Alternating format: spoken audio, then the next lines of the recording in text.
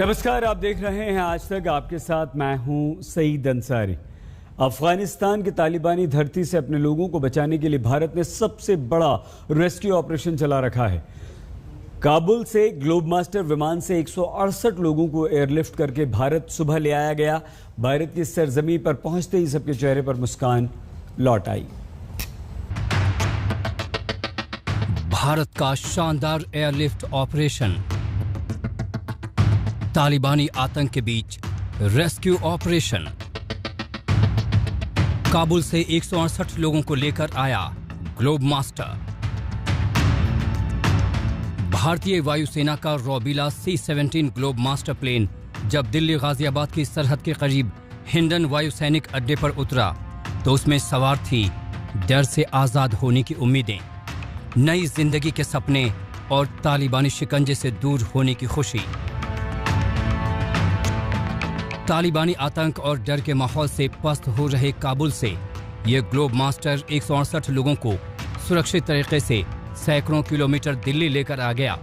इन 168 लोगों में 107 भारतीय थे। अब जरा ग्लोब मास्टर से उतरे लोगों के चेहरों पर नजर दौड़ाइए। भारत की सरजमी पर उतरने के बाद इनके चेहरे पर ना कहीं डर था और ना ही दर्द।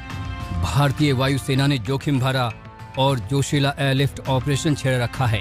एक के बाद एक विमान काबुल से भारतीयों को ही नहीं, वहां फंसे सिखों और अफगानियों को लेकर भी भारत आ रहे हैं। 168 लोग अभी अफगानिस्तान से हिंदुस्तान लाए गए हैं भारतीय वायुसेना के C-17 ग्लोब मास्टर एयरक्राफ्ट में।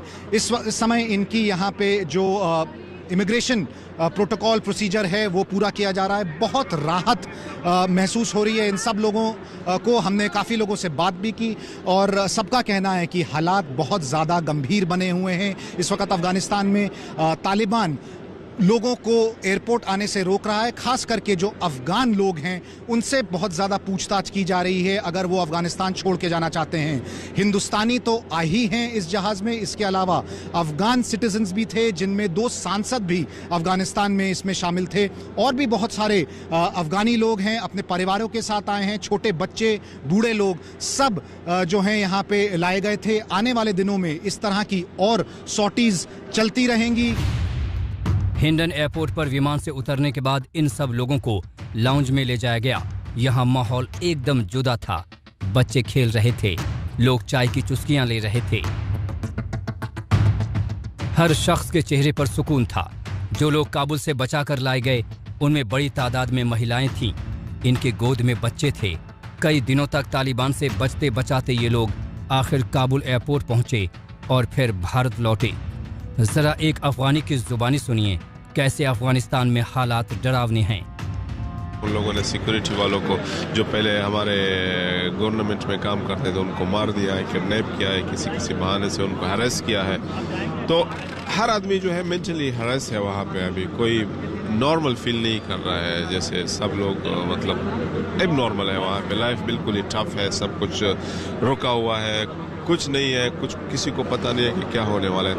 आपके पास अच्छी गाड़ी हो वो गाड़ी छीन लेते हैं। उन्होंने अपने बैरिकेड लगाए हैं और चेक पॉइंट्स गाड़ी छीन लेते हैं। हाँ, गाड़ी छीन लेते हैं आपके साथ। मतलब आदमी सिक्योर फील नहीं कर सकता। आप अच्छी गाड़ी में बाहर नहीं आ सकते, आप अच्छी पोजीशन में बाहर नहीं जा सकते। एक डर सा है लोगों में।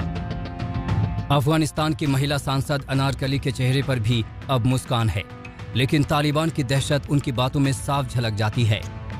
वहाँ पे सब मुश्किल में है। आम लोग, human right and women right activities और सबको प्रॉब्लम है। लेकिन हमारे रिक्वेस्ट इंडियन गवर्नमेंट से ये है, वो जो हिंदू और सिख संगत अभी तो अफगानिस्तान में है, वहाँ पे फंसी हुई है, उनकी ज़रूर वो लोग मदद चाहिए। हर चेहरे पर जान बच जाने का सुकून है और हर शख्स की जुबान पर भारत सरकार के लिए लाख लाख शुक्र है। सबके पास तालिबान राज की डरावनी यादें भी हैं। तालिबान किसी को नहीं जानते और वो ठीक है, और लोग बोल रहे हैं जो हम किसी से काम नहीं है, अपना काम करें। मगर फिर भी दहशत चली हुई है, परेशानी है, गवर्नमेंट नहीं है, कुछ नहीं है, हालात ख़राब है। हर एक MP, सेनेटर वगैरह, वज़ीर, मुइन सबके घरों में जाते हैं, तलाशी करते हैं, उनके गन्स ले जाते हैं, उनकी गाड़ियाँ ले जाते हैं, उनको परेशान करते हैं। रोज़ 2-2, 4-4 बार आते हैं। सब लोग परेशान हैं, आम लोग तो बिल्कुल ज़्यादा परेशान हैं। अच्छे टाइम में हमारी मदद किए, बहुत गंदे हालात हैं वहाँ, तालिबान थे, बहुत हालात सही नहीं थे। एयरपोर्ट बार बार आना पड़ रहा था, बहुत फायरिंग वगैरह थी, बहुत जालिम वहशी दरिंदे लोग हैं, तो बहुत मुश्किलों से बस यहाँ पहुँचे। अभी भारत के कई और लोग काबुल और अफगानिस्तान के दूसरे शहरों में फंसे हैं, लेकिन जिस तरीके से भारत सरकार ने आक्रामक मुहिम छेड़ रखी है, उसको देखकर यकीन हो जाता है कि हर भारतीय महफूज भारत लौटेगा। अभिषेक भल्ला, आज तक। भारत का रेस्क्यू ऑपरेशन जबरदस्त तारीफ के काबिल है। अमेरिकी सैनिकों की मदद से और कतर और ताजिकिस्तान की मदद से भारत ने कुछ ही दिनों के अंदर अपने ज्यादातर लोगों को अफगानिस्तान से निकाल लिया है। आज आक्रामक अभियान की झलक देखने को मिली जब 24 घंटों में एक साथ 400 लोग भारत पहुंचे। भारत की मजबूत इच्छा शक्ति काम कर रही है। रेस्क्यू ऑपरेशन की रफ्तार बढ़ गई है।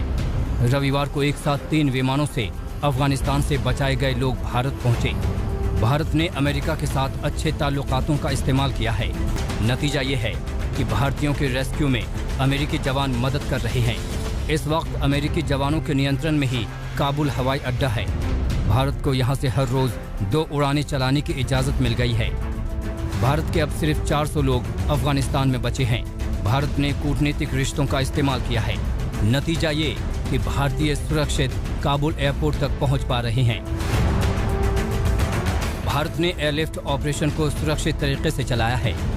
भारतीय उड़ानें दुशांबे, ताजिकिस्तान, कतर रूट से आ रही हैं। रविवार को हिंडन पर ग्लोब मास्टर उतरा तो एयर इंडिया की एक उड़ान से भी बचाए गए भारतीय दिल्ली लौटे। विदेश मंत्रालय के प्रवक्ता ने ये तस्वीरें ट्वीट की हैं।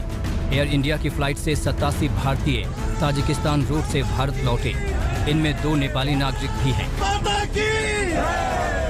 अफगानिस्तान में सालों से रह रहे भारतीय मूल के लोगों को हिंदुस्तान वापस लाने का रेस्क्यू ऑपरेशन जारी है। रविवार की सुबह तक 3 अलग अलग फ्लाइट्स के जरिए ये तमाम पैसेंजर्स जो हैं वो हिंदुस्तान पहुंचे हैं। इनकी वतन वापसी हुई है। फिलहाल अभी इमिग्रेशन के अंदर उनकी चेकिंग जो है वो चल रही है। 200 के आसपास पैसेंजर्स जो हैं वो बताया जा रहे हैं, जिसमें तकरीबन 15 से 20 जो पैसेंजर्स हैं वो अफगानिस्तान मूल के हैं। भारत सरकार की कोशिशों के कारण इन भारतीयों को मानो दोबारा जिंदगी मिली, लेकिन सवाल अफगानिस्तान की आधी आबादी का है। वहाँ महिलाएं संकट में हैं। तालिबान शरिया कानून का हवाला देकर उन पर जुल्म कर रहा है। तालिबान दुनिया से चाहे लाख वादे कर ले कि वो अब बदल गया है, लेकिन उसकी फितरत नहीं बदली।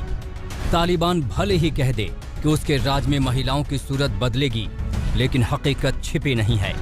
तालिबान अपनी छवि को चाहे जितनी साफ सुथरी बताए, लेकिन उनकी असलियत पूरी दुनिया जानती है। कुछ दिनों पहले की ही ये तस्वीर है। तालिबानी दहशतगर्दों ने अफगानी मॉडल के पोस्टर पर कालिख पोत दी। ये उनके जुल्म और सितम की एक बानगी भर है। लेकिन अफगानिस्तान में तालिबान के कहर का शिकार महिलाएं बन रही हैं। जिनकी किस्मत ने साथ दिया वो तो बचकर निकल। तालिबान ने हाल ही में कहा था कि वो 20 साल पहले वाला तालिबान नहीं है। काफी कुछ बदला है और काफी कुछ बदलेगा। महिलाओं के हक को लेकर भी सफाई दी। तालिबान ने कहा कि शरिया कानून के तहत महिलाओं को कई हक दिए जाएंगे। Women will be afforded all their rights, whether it is in work or other activities, because women are a key part of society, and we are guaranteeing all their rights within the limits of Islam. लेकिन क्या वाकई तालिबान बदल गया है? अफगानिस्तान की तस्वीर बदलने का वादा करते तालिबान की कथनी और करनी में कितना बड़ा अंतर है, उसका सबूत हैं टीवी एंकर शबनम दावरान। तालिबानी राज में इन्हें महिला होने की कीमत चुकानी पड़ी। इन्हें न्यूज पढ़ने से रोक दिया गया। शबनम ने वीडियो जारी कर कहा है कि ऑफिस पहुंचने पर इन्हें दफ्तर के अंदर तक नहीं जाने दिया गया।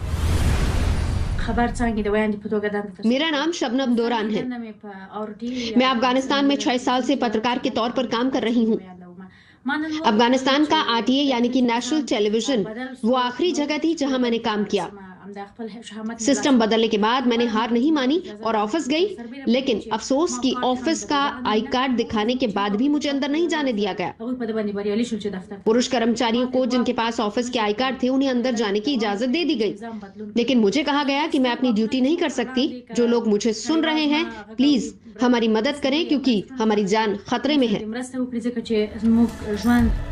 ये कड़वा सच है तालिबान का, लेकिन तालिबानी कमांडर बदलाव की दुहाई दे रहे हैं। सवाल है कि क्या ऐसे अफगानिस्तान को बदलेगा तालिबान?